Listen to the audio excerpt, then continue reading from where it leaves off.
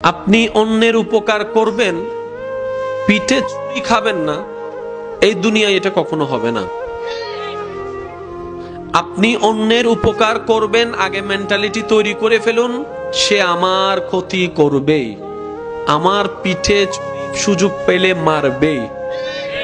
আমি যাকে আজকে খাবারের ব্যবস্থা করে দিয়েছি, সে সুযোগ পেলেই আমার খাবার বন্ধ করার চেষ্টা করবে।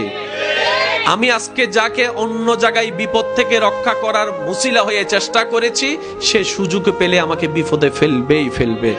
আজকে যাকে অভাবে দেখে আমি টাকা দিয়ে সাহায্য করেছি, আমার অভাবের সময় আমি অন্য কারো কাছ থেকে পেল, তার কাছ থেকে পাওয়ার আশাটা আমার রাখাটা চলবে না। কারণ এটা দুনিয়া, এটা জান্নাত নয়, এটা জান্নাত নয়।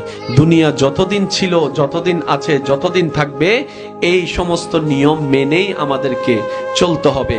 তাই এই কথা কখনো আশাই করবেন না, ওর এত উপকার করেছি, ও আমার বেলায় নাই কেন? আমি ওর এত প্রশংসা করেছি, ও আমার এত বদনাম করে কেন? ভাই, এটাই দুনিয়ার নিয়ম, মেনে নেওয়াটাই বুদ্ধিমানের কাজ।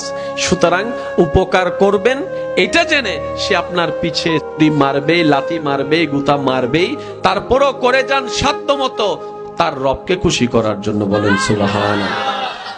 আল্লাহ আমাদের সবাইকে বুঝার তৌফিক দান করুন।